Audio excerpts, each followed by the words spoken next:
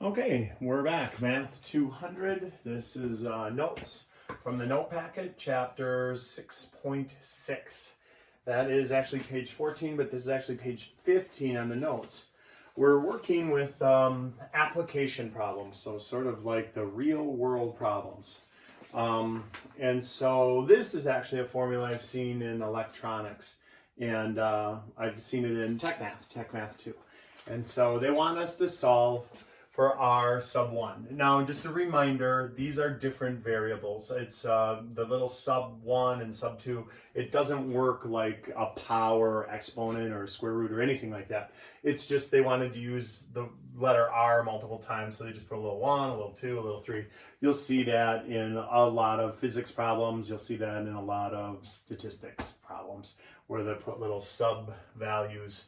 It mathematically doesn't have any impact. They just wanted to use the same variable multiple times. All right, so let's do it. They want me to solve for this. So I think what we'll do, let's get out of fractions. So let's find the LCD. The LCD with three different variables, it may as well be x, y, and z, is going to be r sub 1 and r sub 2. That's it. So then we're going to multiply every term by r, r1, r2, r, r1, r2, r, r1, r2. And so this cancels, the r's cancel. And so I have r sub 1, r sub 2. This one cancels. And I've got r sub 2, and r sub 2 cancels, and I got, the plus is still there, remember the plus is still there, r sub 1. So when we're doing it now, we want to solve for r sub 1, but problem, there's multiple r sub 1s. So let's get all of those over to one side. We'll subtract this, and so we have r sub 1, r sub 2 minus r sub 1 equals r sub 2. So many r's, right? That can be rather confusing. All right, so now, some of you may have thought, no, you're doing it wrong. You could just divide everything by r sub 2 and we'll be done. The reason we can't do that is because there would still be an r sub 1 in our answer. We want to isolate the r sub 1 all by itself, but to do that, we're going to have to factor. We're going to have to factor it out. So between this and this, we're going to factor out an r sub 1, empty set of parentheses, there's still an equal sign, that's still there. And now we'll put an r1 underneath that, an r1 underneath that, and we'll get r sub 2 minus r inside, and then we'll divide both sides by r sub 2 minus r and r sub 2 minus r, and that cancels, and so that is our answer. R sub 1 is equal to r sub 2 over r sub 2 minus r. I think, again, this would have been a much easier problem to work if they would have used like x and y and z, something like that. All right, so the next one, the quotient of a number 9 times its reciprocal is 1. Remember, is means equals, and so they already have that one set up for us. So let's get that one going.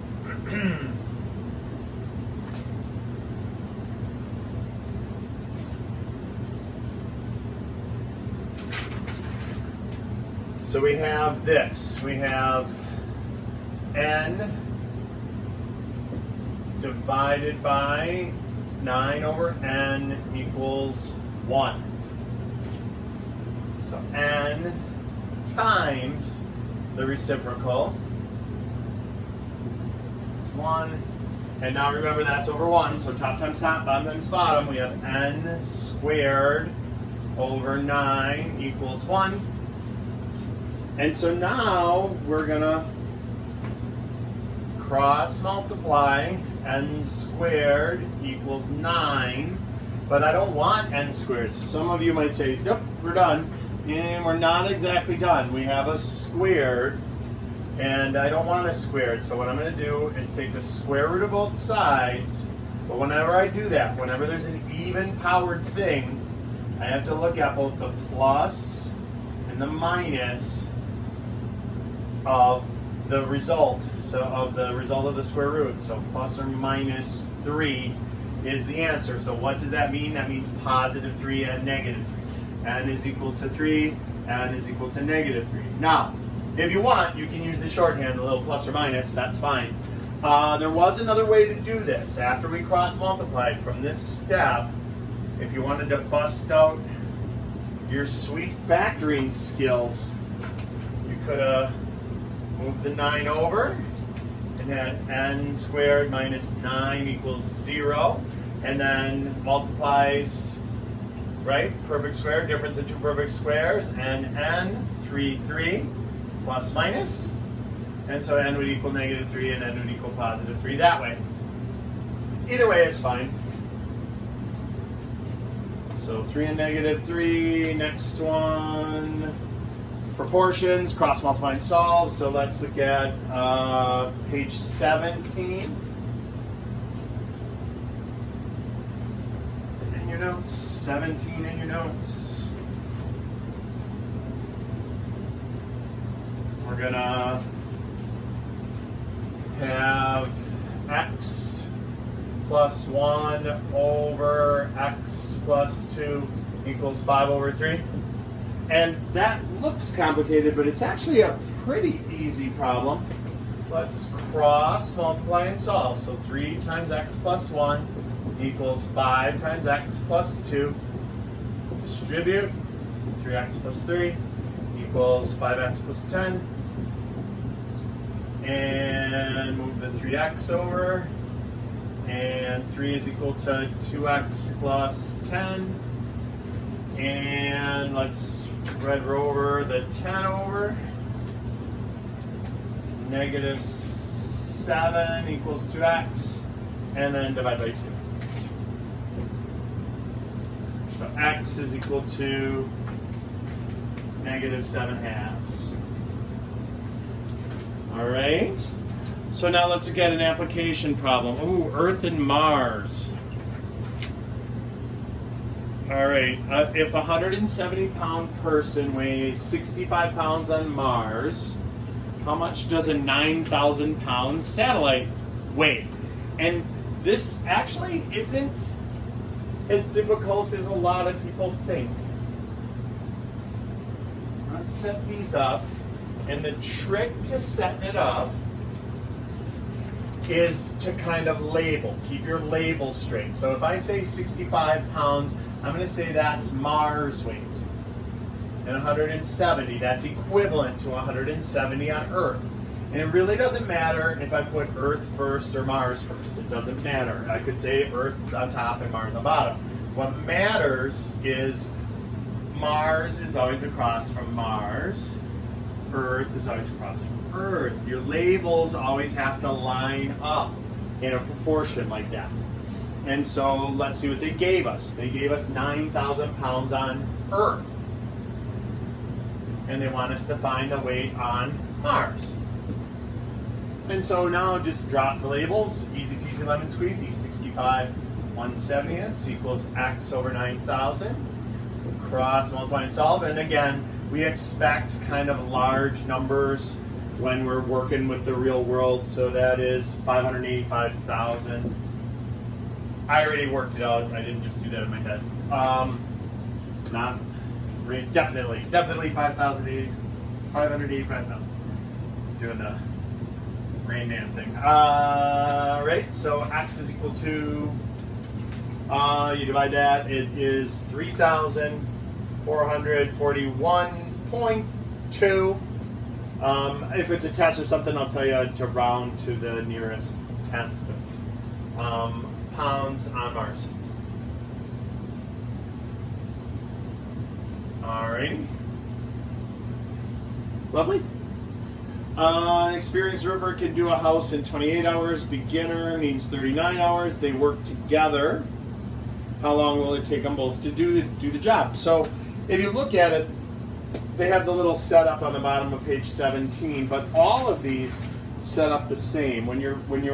There's two different workers working at different rates on the same job, it always sets up the same.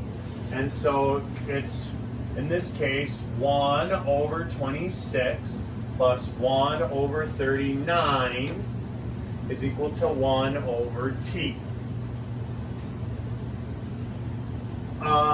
When we solve that, what that is going to look like is, let's find, it's an equation. Let's find the LCD between those three numbers, and then we'll multiply everything by that. So 26 breaks down into 2 times 13. 39 breaks down into 3 times 13. T is just t. So when I look for the LCD, first what they have in common, so they both have a 13 in common, and then I take all the leftovers. So times 2 times 3 times t. 6 times 13, that's actually 78t is the LCD. Now, if you just use a common denominator, not the lowest common denominator, you could take 26 times 39 times t and use that really large number. You will still get the same correct answer. It's just you're going to be working with bigger numbers. So if you find the LCD and use the 78t, it works out to be a slightly easier problem. We're not working with such large numbers. So now look at what happens here. Remember, this is, all three of those numbers go into that. So what I'm going to do here essentially is eliminate my fractions. The 26 goes into 78 3 times, so that's 3t. The 39 goes into 78 twice, so that's 2t. And the t's cancel, and it's 78. So we got 5t is equal to 78. And then we divide by 5, divide by 5. And so the time would have to be less than 26 hours, because the one roofer could do it by himself in 26 hours. It is 15.6 hours. And again, if this were a different course, we would also make it into, not leave it as a decimal, find hours and minutes, things like that. All right? And so let's look at the last problem on page 19. It's the speed of a lazy river current is 5 miles per hour. Okay. And a boat travels 20 miles downstream in the same time it takes to travel 10 miles upstream. Find the speed of the boat in still water. Okay, so this is distance equals rate times time. But what we're going to do, because it says it's the same time, and that's what's kind of typed up for you here. It's the same time. So let's solve this equation, distance equals rate times time, sort of dirt. Divide by r. And so we have time is equal to distance divided by rate. And so what we do here is we say, okay, well, look, the distance was different. It was 20 miles and 10 miles, and the rates were different. It was the rate of the boat plus the 5 miles of the stream, and the rate of the boat minus the 5 miles of the stream. But the times were the same. So I could set up two different rates. I could say the time is equal to 20 miles, and that would be the rate of the boat plus the stream, because it's going faster, right? Plus. And then the time, t is the same. I could say it took 10 miles, but that was the rate minus 5. And since it took the same amount of time, I can now substitute this into that and set it up like this. And so when you do enough of these problems, lots of people skip all of this and just jump right to here. 20 over the r plus 5 equals 10 over the r minus 5. The slower rate has to be below the smaller number, essentially. And then we cross multiply and solve. And so now it's just our sweet algebra skills. 10 times r plus 5 equals 20 times r minus 5 is 10r plus 50 equals 20r minus 100. Red row over the 10 over. 50 is equal to 10r minus 100. Add the 100. That isolates the variable. 150 is equal to 10r and divide by 10. So the rate of the boat is 15 miles per hour. I think it's in miles and hours, isn't it? Miles per hour. Yep. So 15 miles per hour. Okie dokie, artichoke. And that's what we stated. So the whole, do I have to do like 5-6 steps every time? Not really. I mean, if it's a really hard problem, you might want to reread it and, label things and everything. But these problems were pretty quick to set up. So you can just like that. And that's it for chapter 6. Yay. Email me with questions if you don't get this.